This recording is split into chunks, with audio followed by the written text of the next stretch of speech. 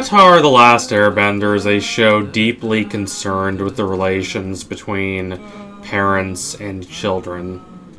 It is concerned with the importance of that relationship in a shattered, fragmented world that has lost all sense of continuity, all sense of coherence, all connection to a broader sense of the past, a sense of time that extends beyond the chaos of everyday moments.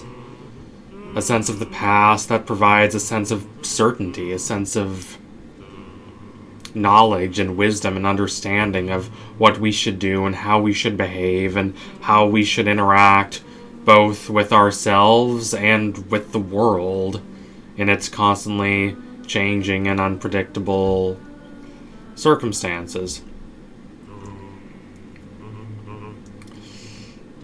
A continuity between the generations is helpful. It provides that sense of certainty. Of course, that does not mean simply copying what earlier generations did, but it does mean having that wellspring of wisdom and insight to rely upon in order to create one's own beliefs and worldviews and to temper one's own desires to what is beneficial for oneself and for everyone. But that is difficult, number one, to do it all in such a fragmented and uncertain world, a world that is so torn apart by war that the only desire that unites people is to end this war and to defeat the Fire Nation. Any idea of what the world looks like after that, how it should be governed, how we should think about ourselves in relation to our environment and to a larger sense of community. All of that is very much shaken. And it's especially shaken considering that so many parental figures in the show are deeply flawed at best and deeply harmful at worst.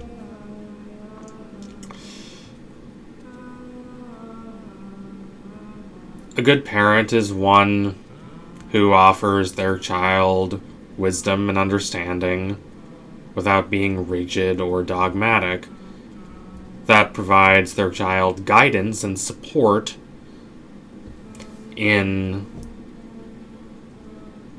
a world that is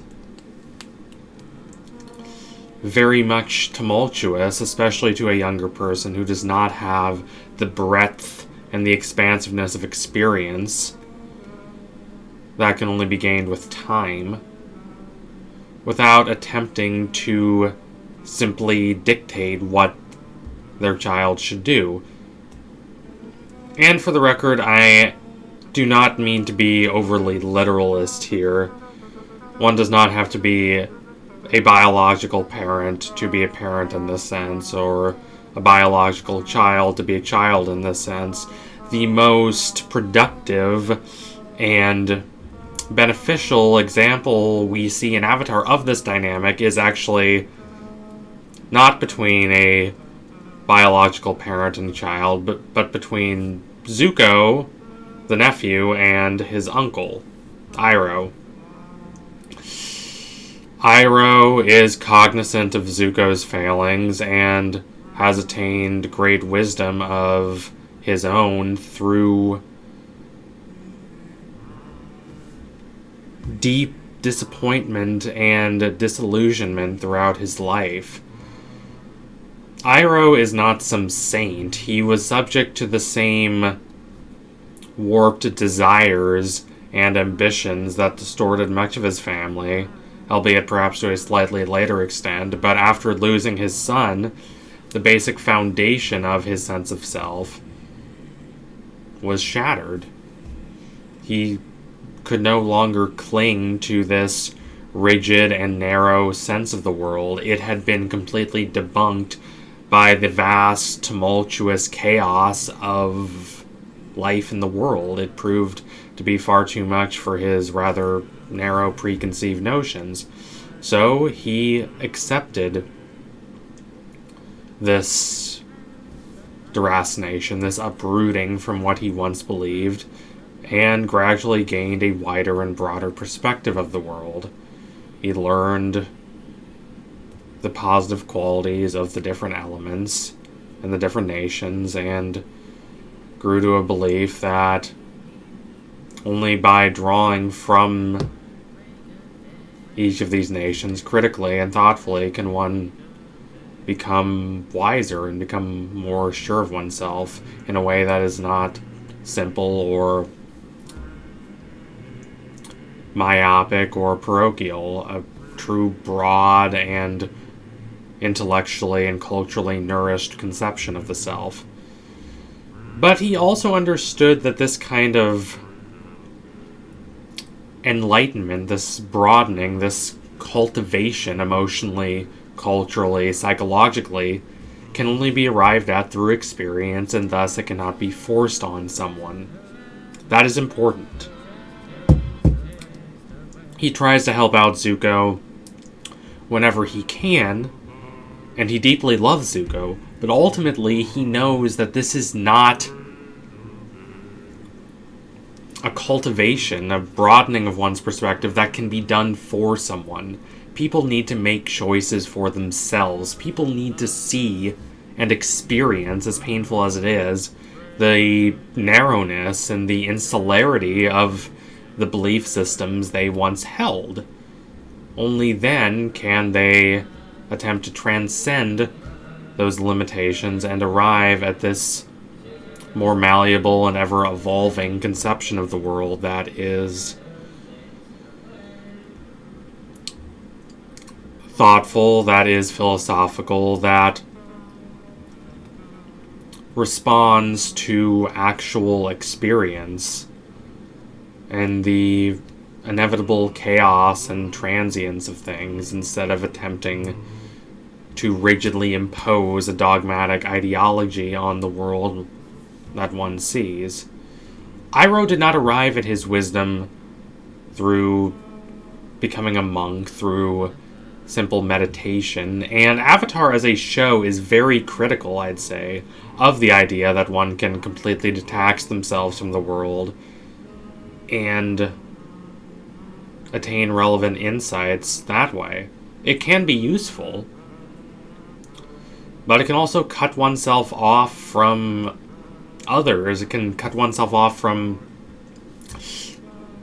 the values and beliefs and histories and cultures of people, and thus from relevant wisdom, which is innately connected to people. It does not exist in some abstract, philosophical, metaphysical way. It is here. It is in the world, and it is only through studying the world that we can learn that. The greatest example of this is Zahir versus Tenzin in The Legend of Korra. But it's apparent even in Avatar, as demonstrated by Aang's ultimate rejection of the complete detachment offered by Guru Patik at the end of Season 2. The show, I feel, ultimately thinks that this is a good thing. So Iroh had to learn from the world. Zuko, in his stead, had to learn from it as well, and he understands that this enlightenment, this intellectual and philosophical elucidation has to happen organically. It has to happen naturally. It has to happen through seeing our experiences overwhelm and create tension on the beliefs we once held. This, for the record, is why Zuko does not stop Katara in the Southern Raiders. It is not that he wants to see her kill that man, even though he wouldn't mind if she did. It's that he wants her to arrive at a conviction that is fundamentally hers and is not simply following what someone else told her, because only then will it be real and visceral to her basic sense of self and her basic being in the world. That is what a good parent does here in Avatar. No parents are as good as Iroh is to Zuko, but there are some that are quite good. there is, say, Katara and Sokka's father, Hakoda, who is imperfect, but still unfailingly represented as a decent and thoughtful and caring individual. Katara is a bit angry at him for leaving them for all this time, even though she knows that he didn't really have a choice. Her tears are understandable, but this is not a result of Hakoda being a bad person. Yes, it is true that Sokka does seem to be significantly closer to his father, just like Katara was closer to their mother, but Hakoda loves them both and supports them both unfailingly and resourcefully. He is not always as aware as Iroh. He's not a true sage, but he is a strong and noble-minded warrior who genuinely wants what is best for his tribe. Aang is in a bit of an unusual situation in that he was not raised by his parents, but by the collective group of monks. And we see that this was a bit of an unusual arrangement in that it's rigidly divided by sex. Aang grew up almost entirely, it seems, around boys and men. Which honestly would be really interesting to dive into more than the show does. But what's important here is that although Aang does not really have a single father that he is defined in relation to, he does have two surrogate fathers. Those being Monk Gyatso, and the relationship between those two is portrayed almost entirely positively, and then Roku. And the relationship between those two is a bit tenser. Roku feels genuinely guilty about not taking decisive action against Sozin, and he knows that if he had, this war might have been prevented. That's a bit of a reductive view of a lot of complicated socio-political realities, but it is understandable that Roku feels that way. He is very much defined by his sense of duty and his sense of honor. He is a Fire Nation guy, after all. That is very important to them. Aang understands Roku, but ultimately has to go his own way. This is clear when Aang goes against the advice of the General Council of Avatars that he consults. And it is made much more clear in the comics, where Roku is very much against the cultural intermixing that has become dominant by the Legend of Korra. He says that the four nations very much should remain separate and divided if there is to be a sense of balance and a sense of fairness to all. He's not a bigot, but he does believe that every culture should be separate and distinct. He has nothing against any of them, but he believes that that specific cultural identity needs to be preserved for the basic harmony of the world. Aang understands a lot of the arguments he makes. Aang is not anti-traditional himself, but ultimately he finds this opinion too rigid to really have any worth in his real life. All his friends are from these different nations. The woman he loves the most in the world is from the Water Tribe. He's obviously not going to completely reject that sense of cultural intermixture. Yes, there are inevitably problems that come about as a result of that, which Avatar and Korra do go into. But ultimately, it is a good thing and a natural thing and an inevitable thing in a increasingly globalized and interconnected world. We see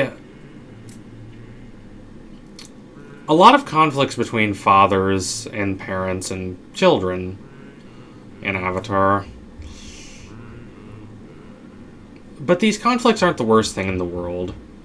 Obviously, there are some relationships that cannot be repaired, such as that between Zuko and his father Ozai, as Ozai was a brutal tyrant.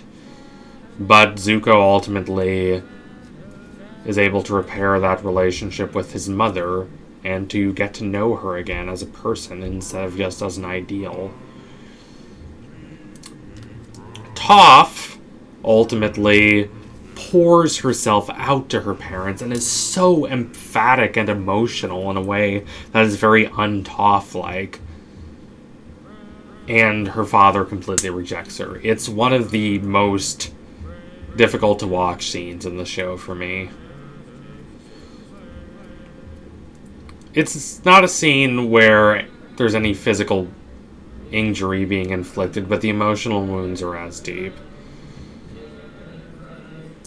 The comics see the relationship between Toph and her father start to heal, with her father genuinely being willing to accept that he was wrong.